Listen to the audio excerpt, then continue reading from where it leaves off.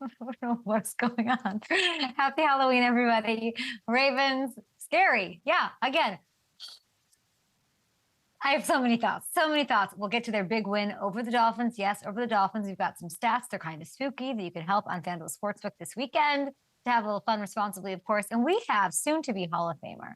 We have Rams legend Torry Holt on the show. He'll join me. The Rams are surging. I want to talk receivers, NFC West, NFC, NFL, and maybe get some rankings here to get yourself ready for the midway point of the season.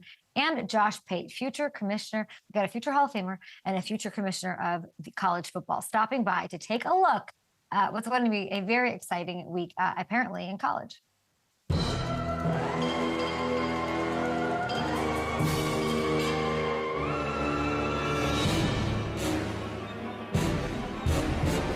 Oh, no. Oh, no.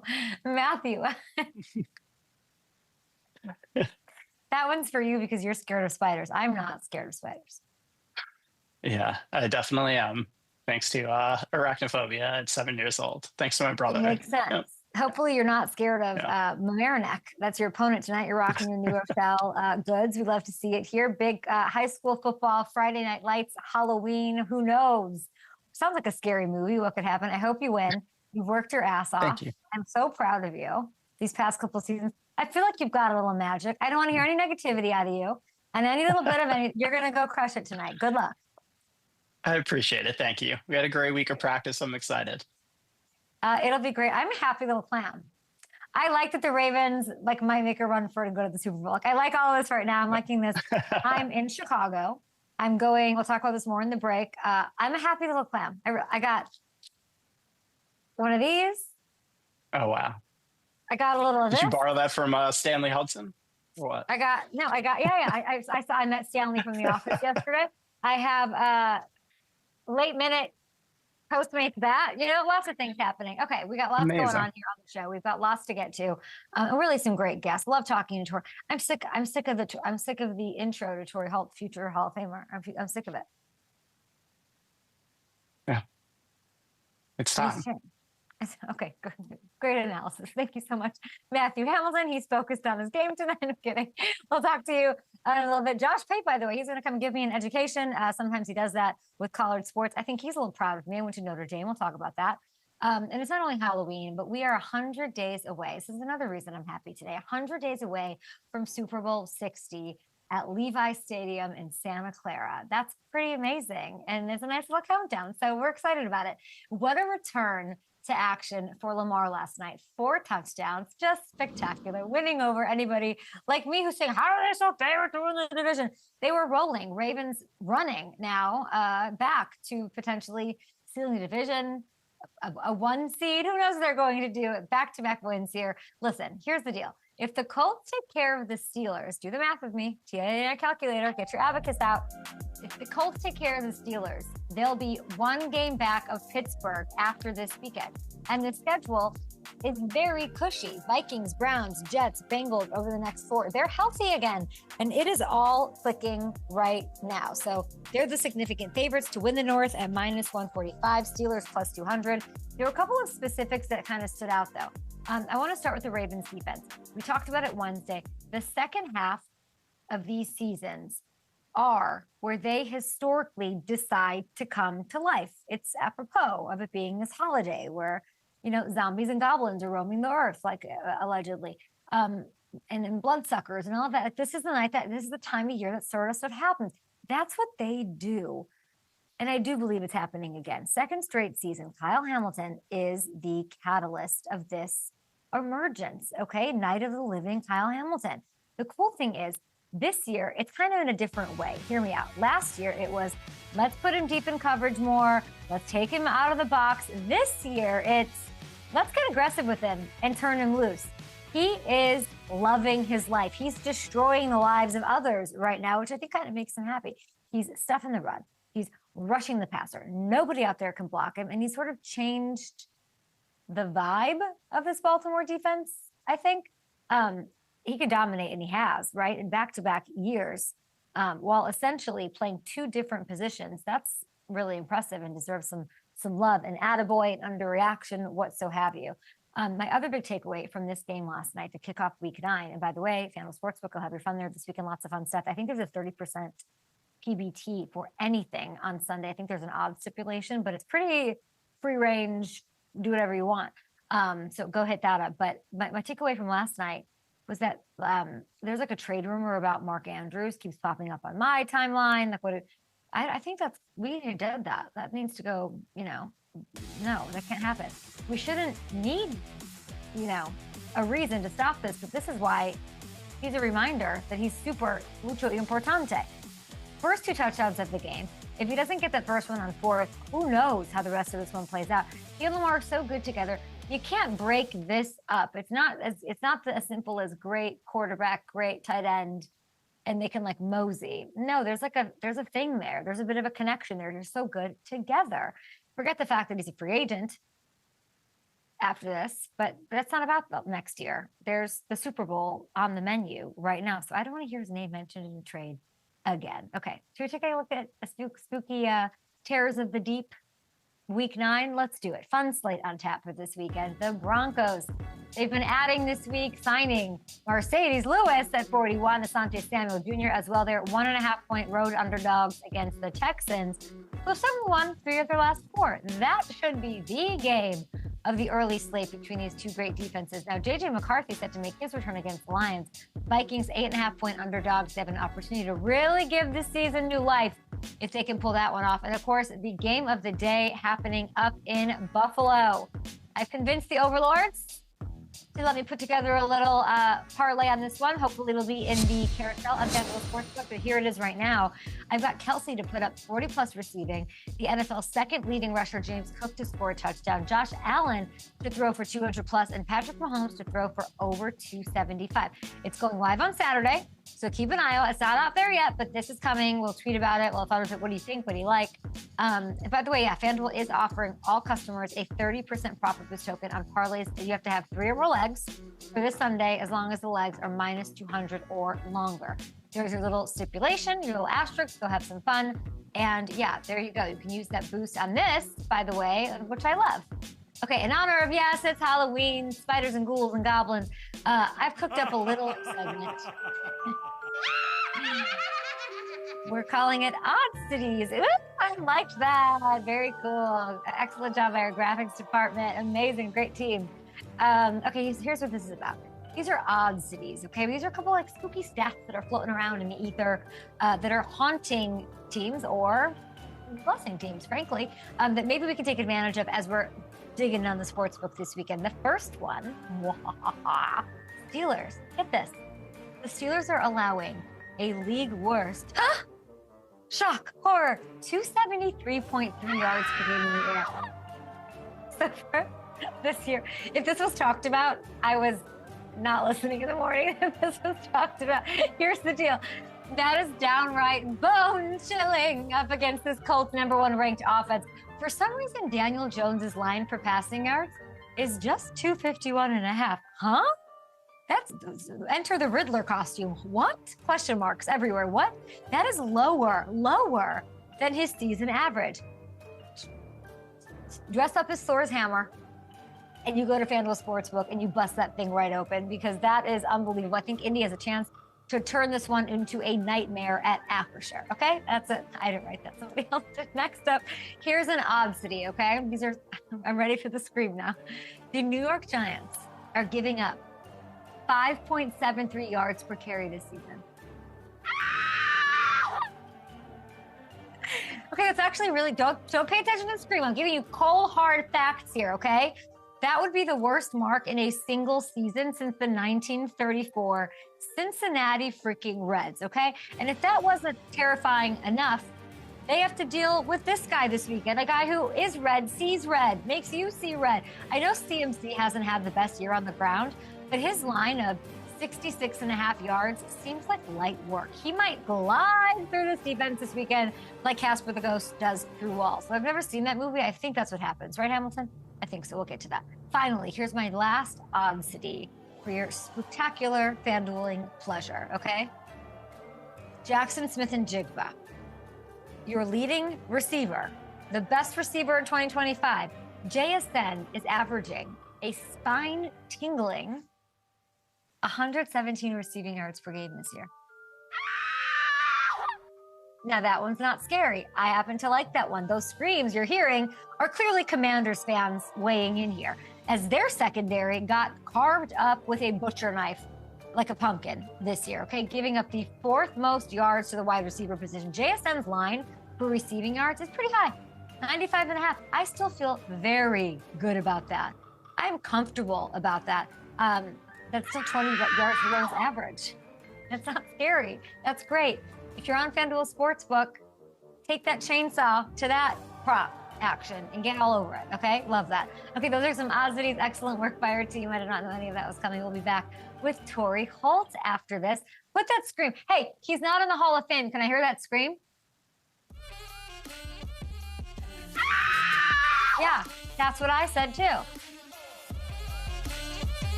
Good job, guys. That was very fun.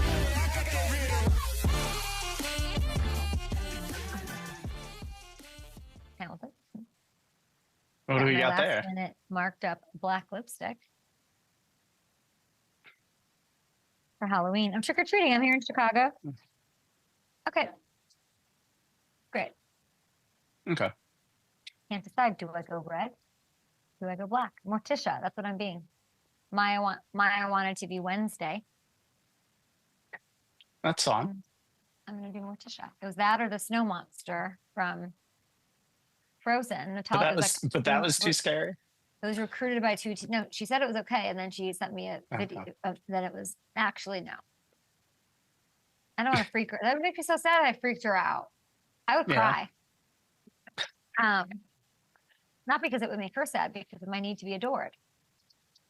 Of course, naturally. Yeah. Naturally. You know, and Morticia's not going to freak her out. I don't think so. No, because I'm going to be like pretty Morticia, I think. I'm going to do, yeah. But I'm thinking, I think she does a red lip. She doesn't do, Wednesday does a black lip. Morticia does a red lip. I bet you there's WD, what is that horrible thing we're not supposed to put in our bodies anymore? Red dye something. Oh, yeah, red dye number 40. Red 6 Lake, is that okay? Yeah, sure, why not? Oh, well. It's Halloween. No, it's not good. I know I'm like, I'll eat 90 things of candy, but red 40, no. What's going on? You excited? I am. Yeah. I'm stoked for you. Yeah. Appreciate it. Yeah. It's as I said, happy about the week we had in practice. We're gonna give it a shot. Well done. Get to go into their building. Oh wow. Well done. They always bring it. Into their building, huh? Oof. Yeah. Shock the world tonight. We're ready. I think we will. We got to warn the crowd, though, like I told you. Yeah. That crowd gets rowdy. Yeah. You're going to be hearing Mamaroneck fans, so probably really? not going to be as bad. Yeah. Oh, yeah. I trust me, I know the type. Got up and read the paper this morning. I got to say, I'm really in a good mood. How is it different doing the paper crossword versus the phone edition? Yeah. The what edition? Yeah. Like versus the phone. Okay. No problem. More. How long? Okay. I don't see a timer. Oh.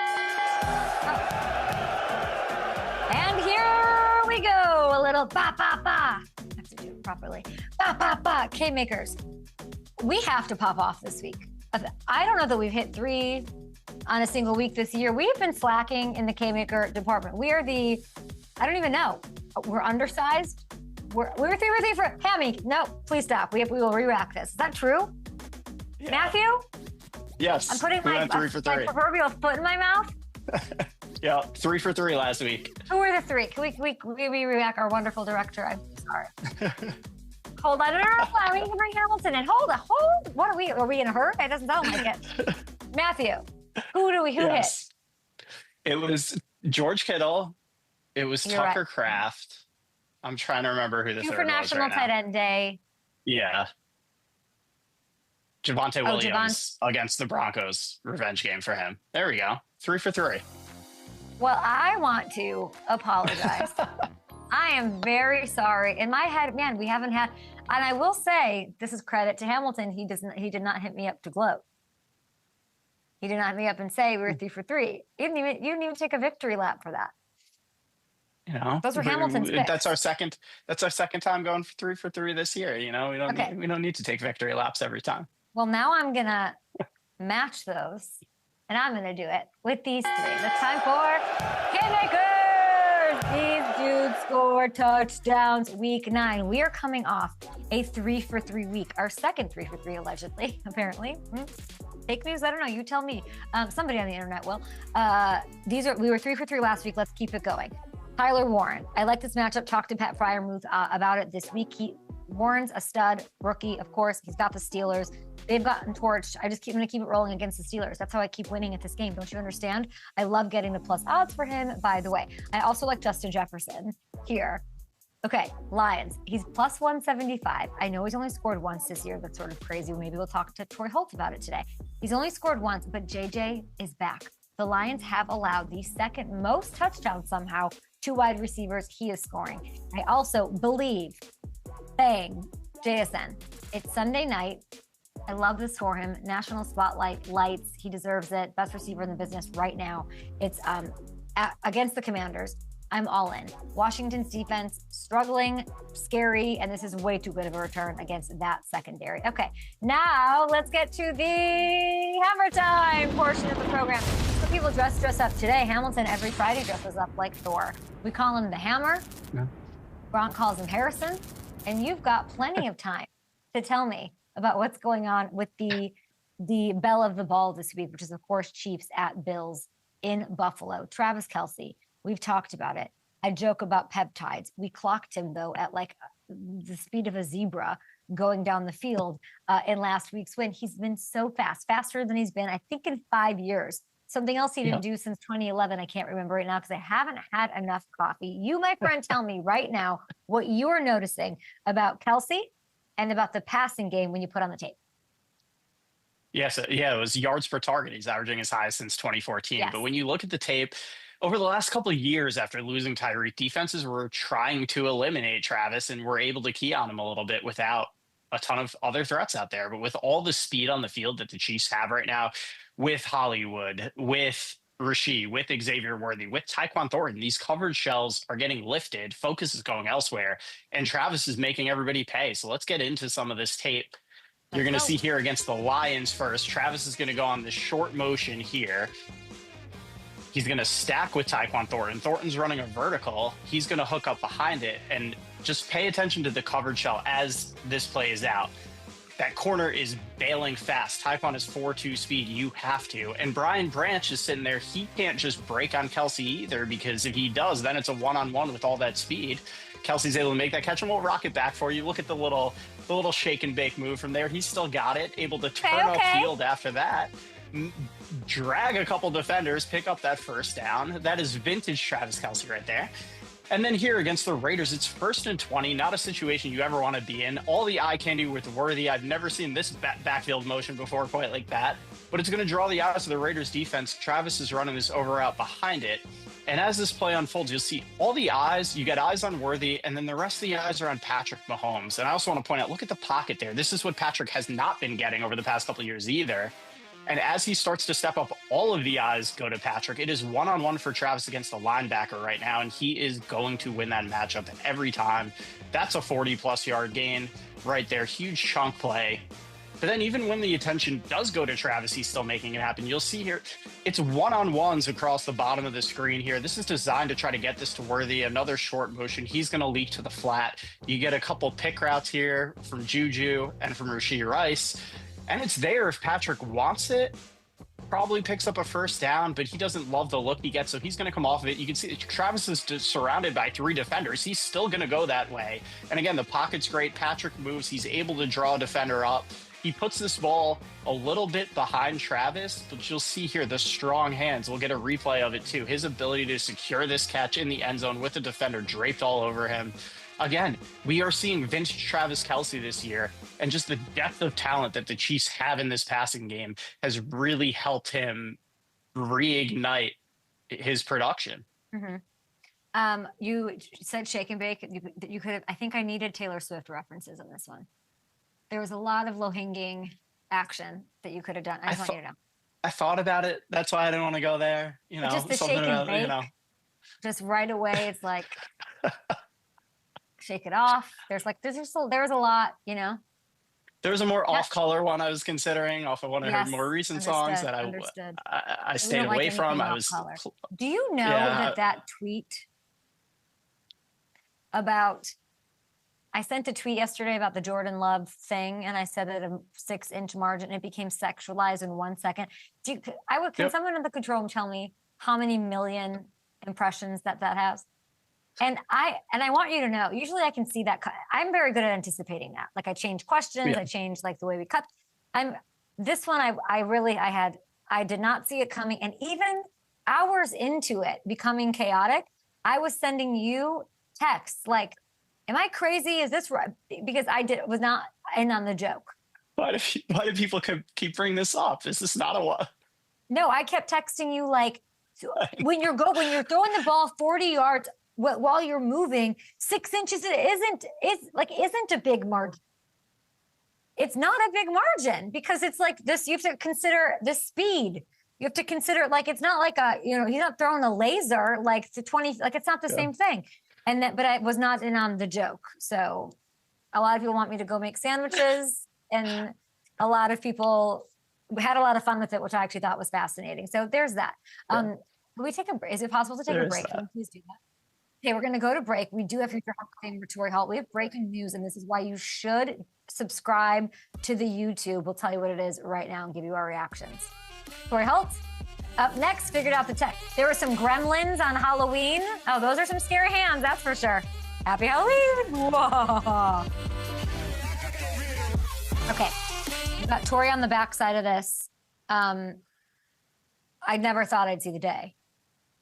The GMs, the Dolphins part ways with Chris Grier. Chris Grier's been there since I was in elementary school. He's been there a long time. He's been the GM since 2016, almost 10 years. They decided to mutually part ways. I can't imagine, Hamilton, the reaction on Twitter is I think time has done its thing. I know fans have been frustrated about this for a while. I like that it's mutual. I haven't dug into it too much. It makes me right away think about the security of Mike McDaniel and what's next. But what do you think?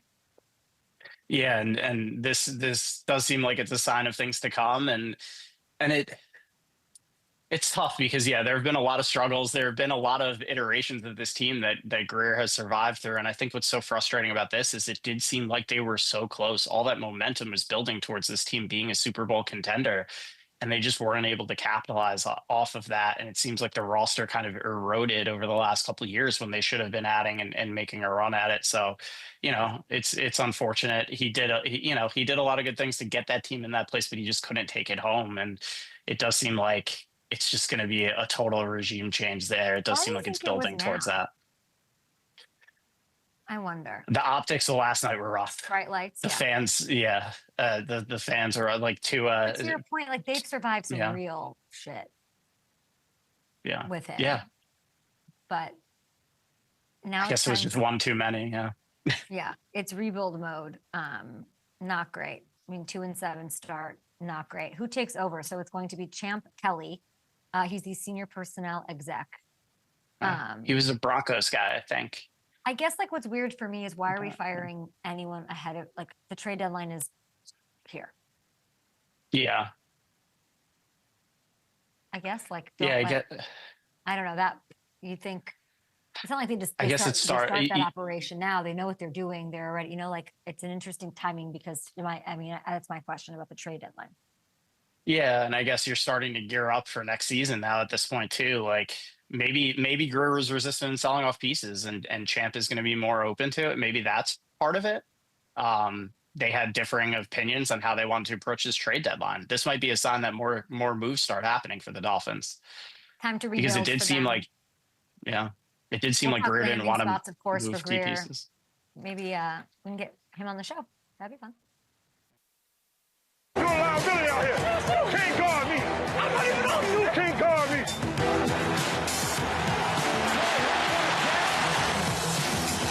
Unload left side. Torry Holt wide open.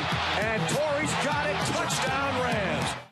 Here he is, 7-time Pro Bowl, 2-time All-Pro receiver from the Rams, a Super Bowl 34 champ, one of the greatest receivers all time, 21st century for sure. Torry, big game Holt, how are you? Let me see those hands again.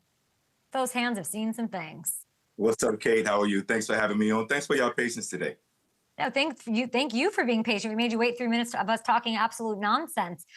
Here, you know what I love? You are so dialed in right now, so I'm very excited to talk to you. You were talking the guys who were balling. I know you're watching everybody all around the league right now, and you called a preseason game, which is obviously a fun experience before, but that was, and Rams Jags for Westwood 1 is next level. Can you tell me what that felt like? What was your big takeaway from that experience? Have you in the you in the booth?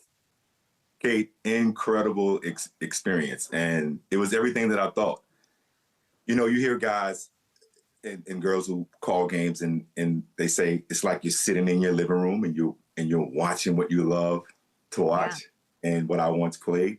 And that's what I felt like. And JP Scandrick was fantastic. Brian and everyone there at Westwood 1 and helping me get prepared to call the Jags-Rams game. And I played for both teams, so I just felt so comfortable and at home talking about two teams that I played for, two teams that I followed. So in a lot of ways, it was natural, but a lot of things to work on. I've already had my debrief, a lot of things to work on, but super excited. And I say this, I had an opportunity to talk to London Fletcher, talk to Kurt, went back to my Greatest Show and Turf buddies. Hey, what is it like doing your radio broadcast? And they broke it down to me. So I tried to take some of that knowledge and then my own personality and style and call the game. So it was great. And then the Rams kicked butt. I will say it was a joy to listen to because your passion was so unadulterated. So you can do all these feedback meetings and meet, please, do whatever you feel like you as a coachable player want to do, but please do not lose what I heard, which was this intense, passionate excitement about do not lose that, Torry, because that's special.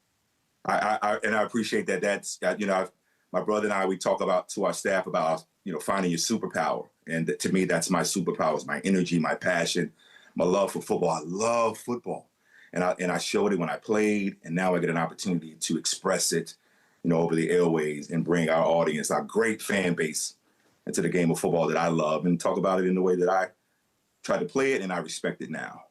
Sounds like it's not the end. Sounds like it wasn't just a one-off for Torry Holt, which I love to hear. Let's talk a little ball here. Rams. I just am obsessed with the turn back of time that is happening or something. Not that Stafford never lost it, but to be playing better than ever. I never really imagined in Canton at some point after your end, when we're letting Matthew have his moment, that the highlights would be 2025, but they will be. What is going on?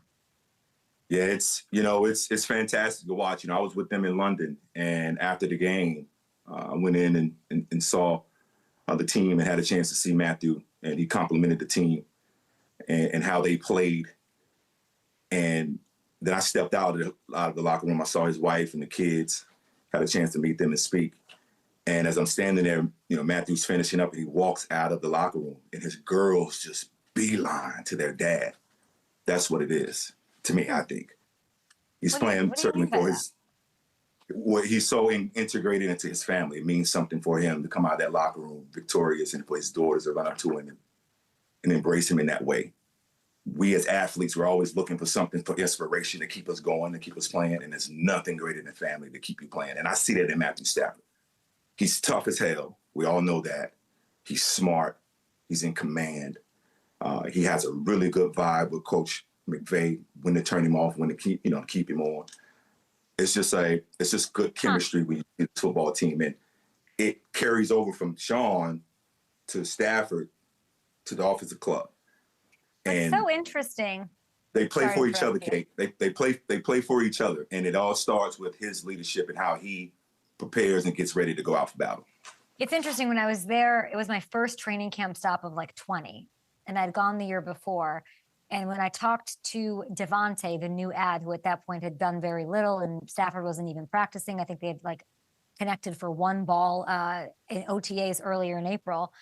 And Devontae's, the sense I got from him was that everyone's on the same level or something. Like Puka's this like young, reckless cat, but that serves a purpose too, as we heard from Devontae saying he's motivated by the strain that these receivers had, that he wants to give even more when he's watching the tape, which is like, oh my gosh, what's going to keep these guys out of a Super Bowl if that's their mentality? But it really, my takeaway from it, and I talked about it on this show, was that Devontae's like, Sean's got babies, Matthew's got babies, I've got babies. Like we're all in like the same part of life right now. And that had some bearing, that had some meaning on him and them being, let's go. And as you know, I mean, every NFL player I ever talked to is like, I want, when they start getting towards the end of what just eventually, inevitably will be their career, it is all about like, no, I want my kids to see me. I want my kids to remember that I was, like, and that's sometimes I'll be like, man, like, what is this like? Or, the players who don't want their kids to watch them on YouTube, they want to have the sense of like remembering that their dad did this very cool thing. Like, and you're saying that that's driving Matthew Stafford.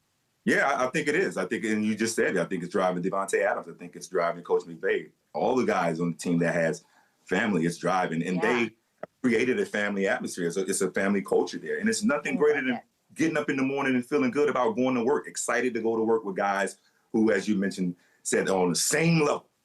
It was when I think back to my rookie year in St. Louis. I came into a locker room with guys who was on the same level. Everybody was looking to get better. Everybody wasn't married and had kids, but in terms of our mentality for the game, it was on the same level. And now you see Devontae and Stafford and those guys, as we would say, on the back end of their careers, but it certainly doesn't look like it now. But it comes full circle.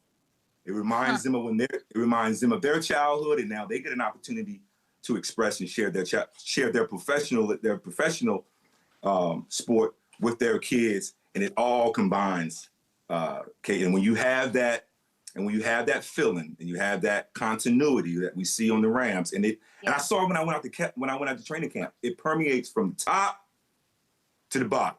Everybody understands what it takes and what it's going to take for them to be successful year after year. That's the standard. That's the expectations in Los Angeles.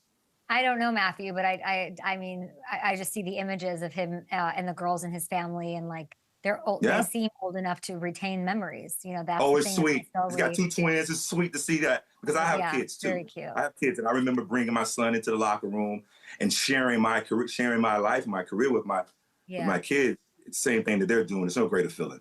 And guys out there guys and girls out there that play professional sports certainly understand what I'm talking about. Definitely. I thought you were just going to say, what do you mean, Kay? Matthew's got great receivers. Isn't that the answer you're supposed to give me, Torry? Talk to me about these receivers and how special they are. Devontae just said this week that they were watching tape and he stopped and he was like, look at you guys stopping the run, blocking, or pass protection, whatever they're doing, all the strain that they have on all sides to get to the ball, that he wants to even give more, which is like, if you have Devontae Adams wanting to give more, you're in a pretty freaking contending spot. You're in a good situation. So how much credit should we give Puka for being this sort of like, keep me young engine for what this team, because you can say like they're all on the same level, they're getting older, but this is like the youngest mental team maybe in the NFL, with the way that they all just love ball. They love ball. Matthew does, Puka does, Devontae does. They love Sean more than anyone. But when you watch Puka, there's a million impressive things. What to you is the most wow thing about Puka Nacua? I think it starts there. He loves ball, and when I'm asked about it, that's what I say. I say that about quite a few of those guys on that Rams team. They love ball, and you see it in the way that they play. And you talk about the strain and the effort. When you see those long runs that Kyron Williams and Corum, they'll continue to get as the season progresses. When you see those long runs, it's because the receivers are on the strain on the outside, blocking up, giving those running backs the opportunity to finish. I played with a great running back in Marshall Faulk and Isaac and I and Oz and Ricky and the tight ends. We understood if we got our blocks, he could take it to the crib. That's why he's in the Pro Football Hall of Fame. So and then if we're doing our job in the run game, blocking and getting on guys, it helps set up things for us in the passing game. So it's complementary football, and they understand that. And again, it comes from their leadership. It comes from the tutelage of Sean. It comes from Matthew echoing it and then making sure that things happen on the offensive play, that they make the correct plays. So it's I think Puka is in a great situation. You think about his rookie year, he learned on the Cooper Cup. You think about now, he's learning under Devontae Adams. Two totally different wide receivers in terms of style and whatnot, but very productive. That's one thing that the guys have in common, very productive. So he understands productivity. He understands what it takes to get there, to be productive, and he understands the consistency of it. Because you look at Tay Adams, for the most part, he's been pretty consistent, being on the field, being at practice, and then showing up on Sundays. I'm excited for Tay Adams because of how forthcoming he is with this football team, and particularly with his receiver group. It's true. There's like a real team mentality happening. There's not like a bark for the ball, I want my numbers. Like there's none of that going on. That's to be applauded. Yeah. And they might go to the Super Bowl. Do you think that this team needs to make any addition? I mean, trade deadline's Tuesday. I never put it, they don't need to, but I never put it past Les. You never put it past Les. You never put it past Les, but I also know Les in that brass know that they got good players and they believe in their players. That's why they're on that roster. They do a really good job of identifying their football players and putting together a team. I was fortunate enough to be with them in training camp and see it firsthand and just hear the conversation and everybody on the same page and what their mission is and what their task is. So I wouldn't put it past them, but he believes in the football players that they have a roster that's built to win. And they might win it all if I'm thinking about just the NFC. If they were to add, what position do you think? So I'm kind of asking you, it's a different way of asking you, like, what's one spot you have questions about? I would think maybe I would love if they added some depth at the O-line maybe.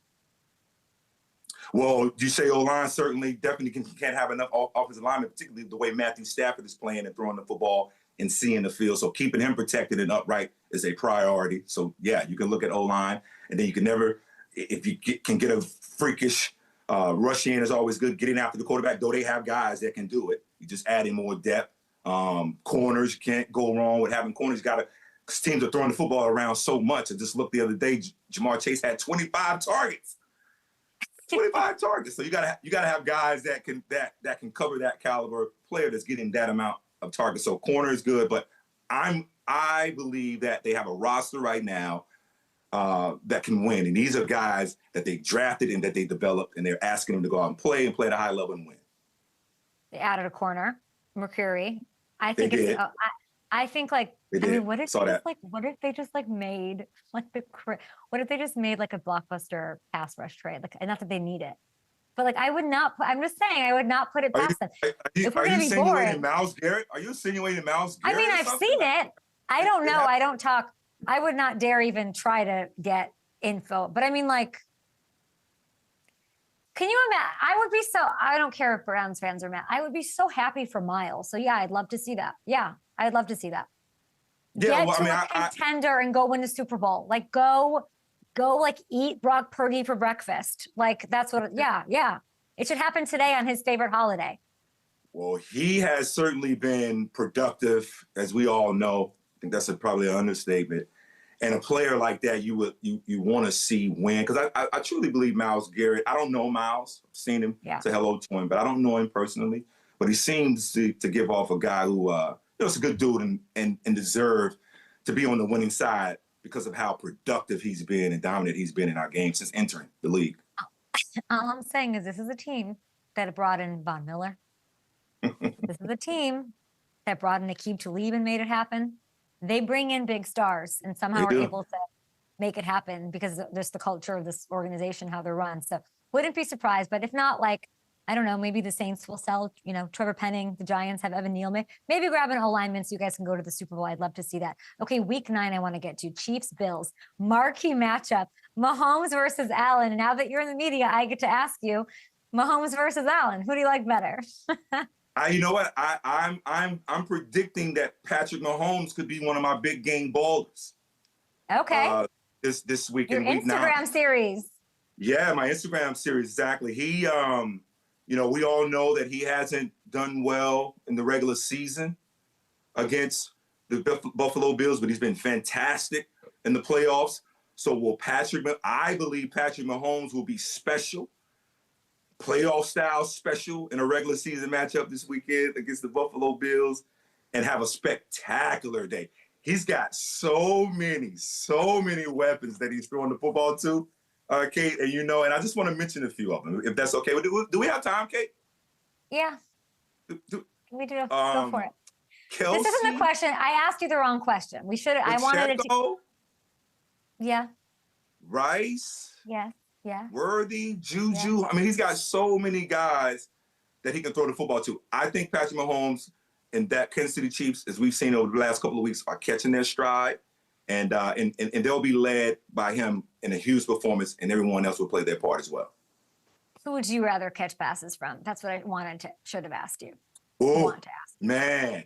Either one, because they both. Torry, that's not how this works. You're now in the media. Now you can't be in the. Patrick Mahomes. I'll catch balls to Patrick Mahomes. Could throw off platform, keeps his eyes down the football field, can throw the deep ball, can throw the out, can throw the comeback, can throw the digs, can throw everything on the route tree, and he's creative and he's fun.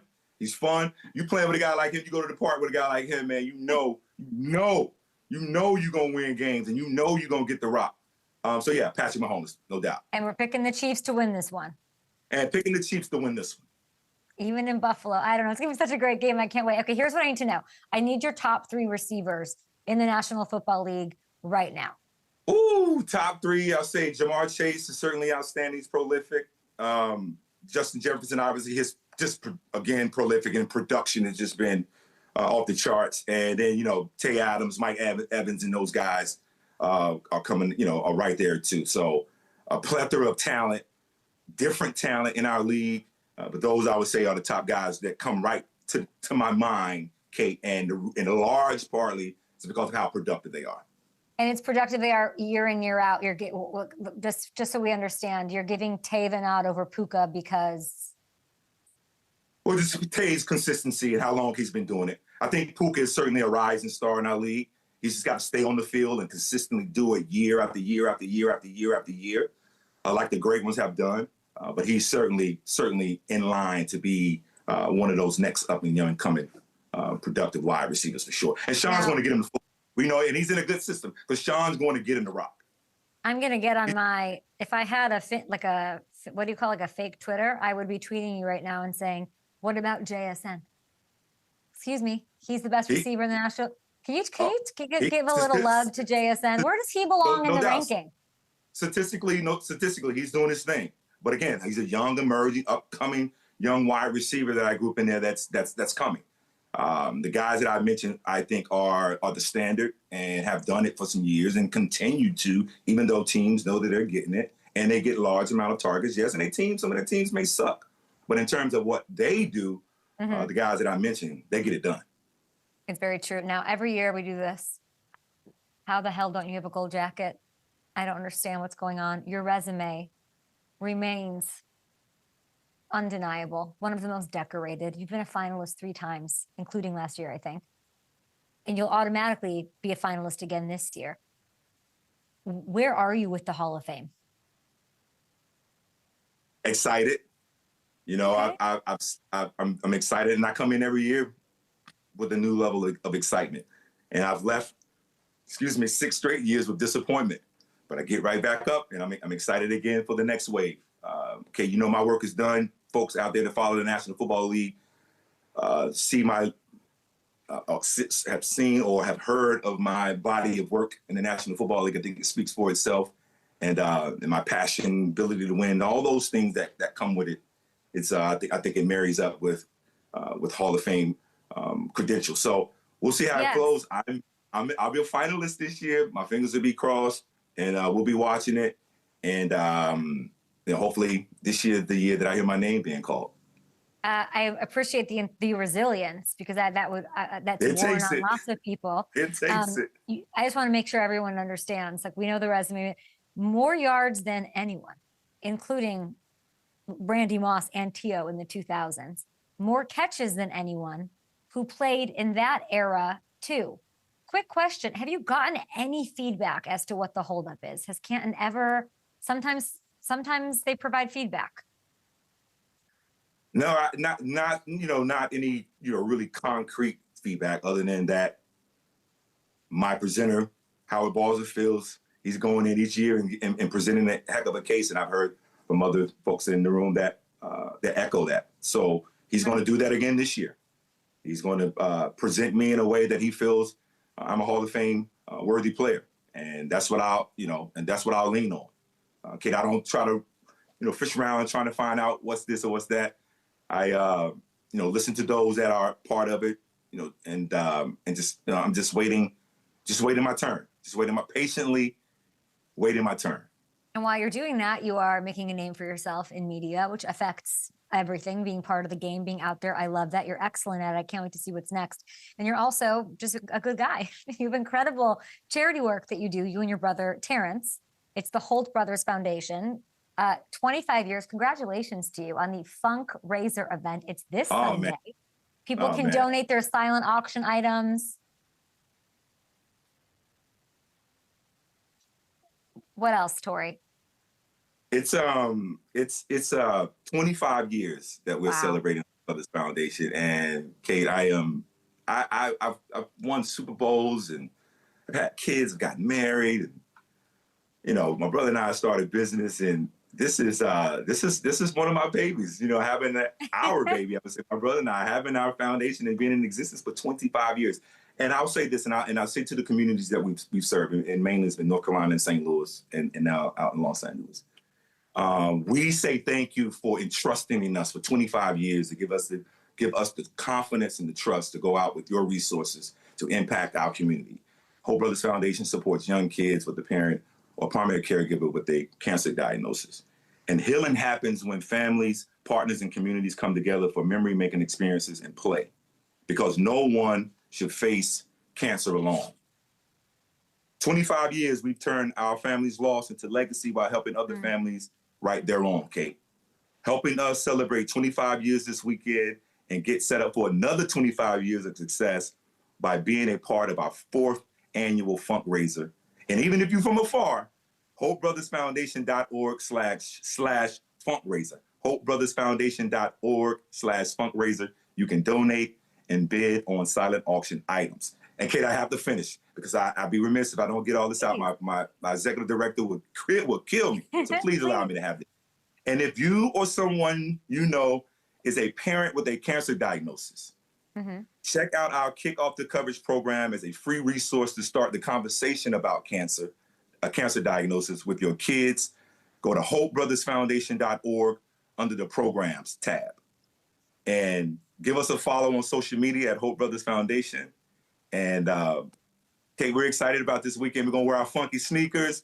Yeah. We're going to dress funky. We're going to have good music, good food. Angus Barn represents and holds us down.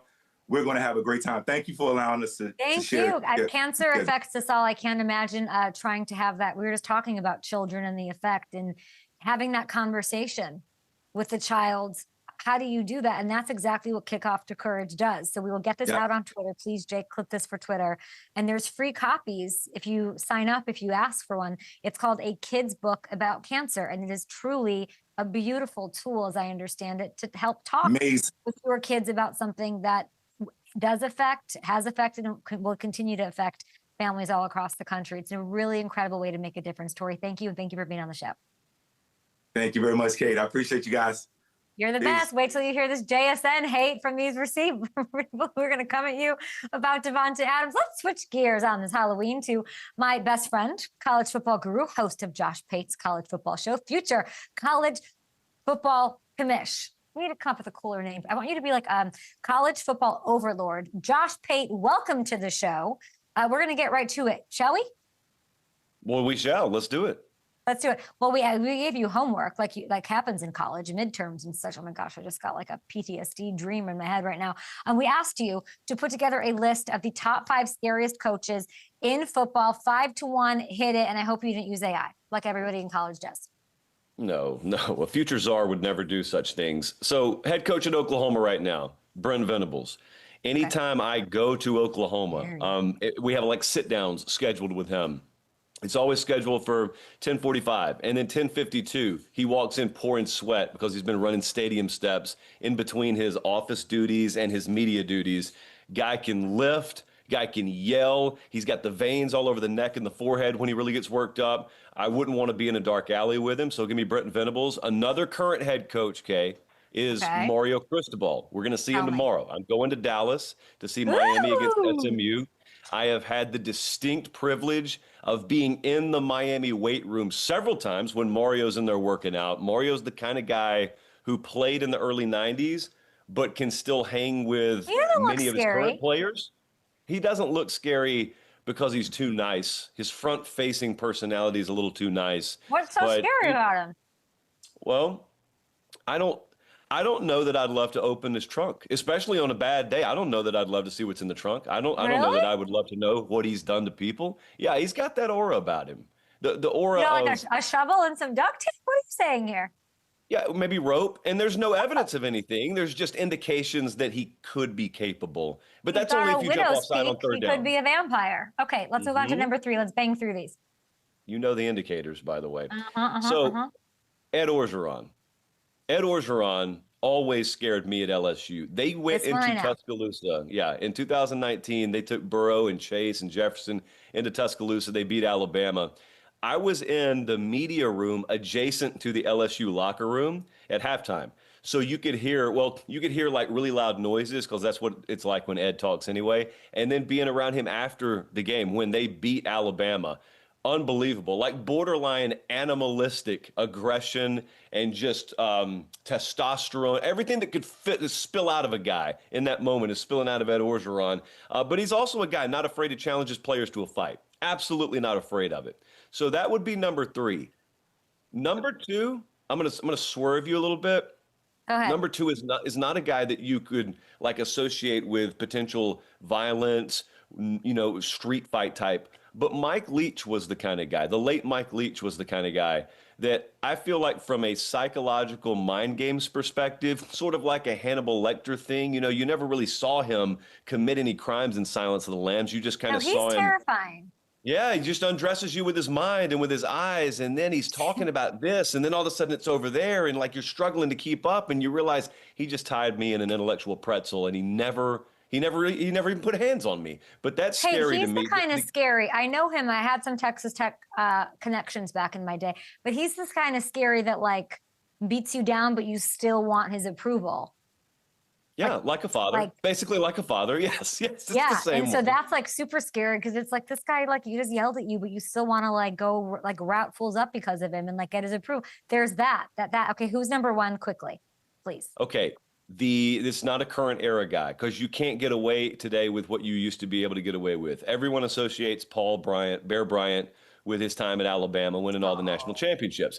But before that, he was at A&M. He was in College Station. There's a whole book called The Junction Boys that put the women and children to bed before you read it. It's really rough. A lot of stuff you could do back in the day. But that's also a guy completely willing to fist fight his players, put him through whatever, put himself through whatever, played against Tennessee when he was at Bama with a broken leg. So the Junction, A&M era, Bear Bryant, that's a guy I wouldn't want to come across either.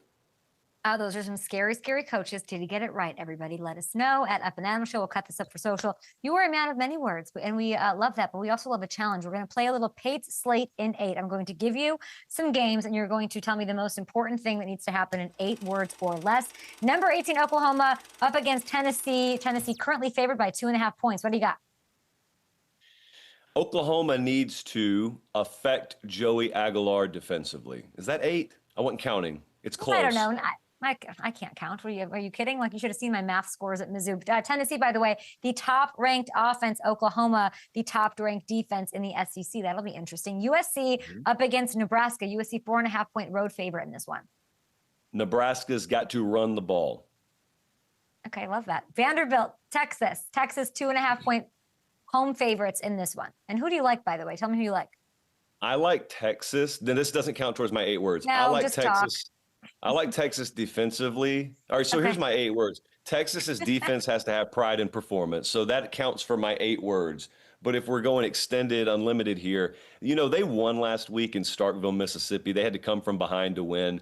And they had to, you know, scratch out a win in Kentucky the week before. But last week, their defense got exposed. And that really hasn't happened all year. So we got questions about whether Arch is going to play. I got questions about whether that defense is going to step up and like win a game here. And I've seen Vandy the last 2 weeks in a row in person, like they're rolling.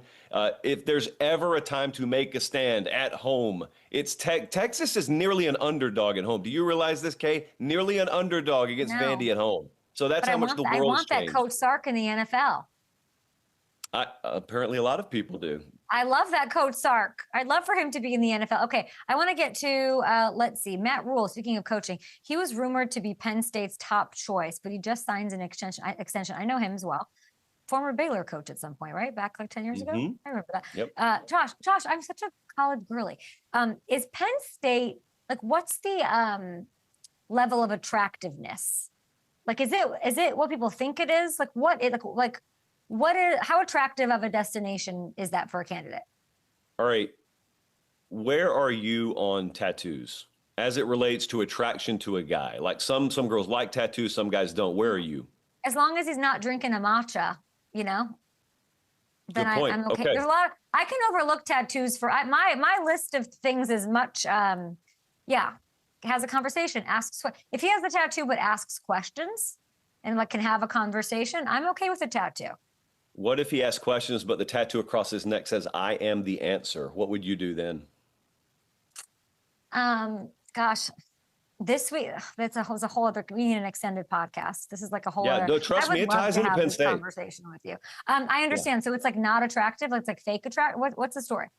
It's either attractive if you're into that sort of thing, or it's not. Like Penn State, it's a little more isolated. Like a neck tat doesn't get me going. No.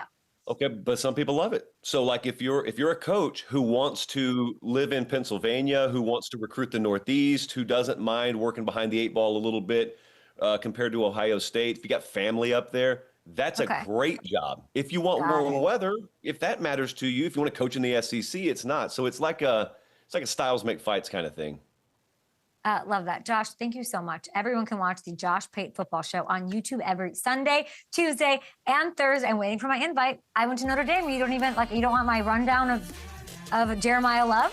Like, hello, I think the whole day should have been just one big vlog of your trip to South Bend. That's what it should have been. No, because I had too many cocktails and too many Guinnesses. We will talk soon. We appreciate you.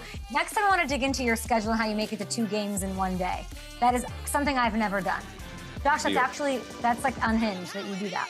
It's just a job. We'll talk soon.